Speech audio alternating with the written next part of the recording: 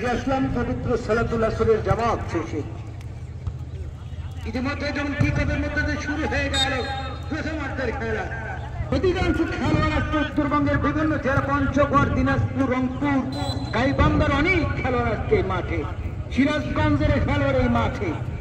গতকাল বলেছিলাম উত্তরবঙ্গের সব বাঘা বাঘা খেলোয়াড় এই মাঠে আসবে, শুধুমাত্র সময়ের অপেক্ষা। আজকে লক্ষণ কেনা হয়েছে যথারীতি পঞ্চগড় প্রকার এই খেলোয়াড়। অপরদিকে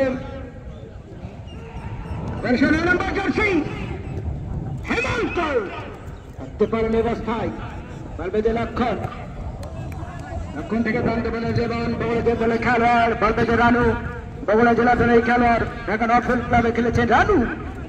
আসতে পারেন 7 নম্বর জার্সি যথারীতি নিতাই গাইবান্ধার খেলোয়াড়, বলবে যে শাফিউল বসমান আসতে গেল সেই নিতাই নমস্কার খেলে থাকে। নিতাই বাস পাক থেকে খেলেছে লুইস, দিনাজপুরে খেলো লুইস। এই অবস্থায় লক্ষণ কি করবে? লক্ষণ পঞ্চম খেলে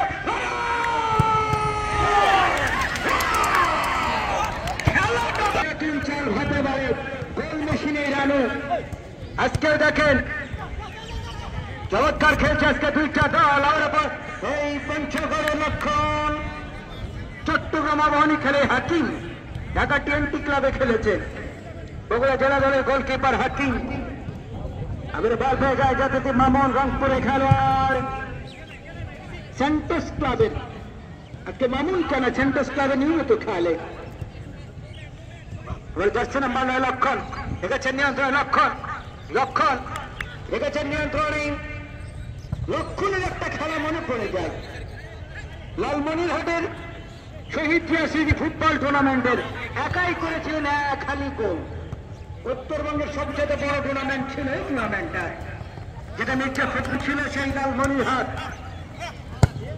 অনেকগুলি মাঠে চমৎকার একটি কিক করেছিল লেমন।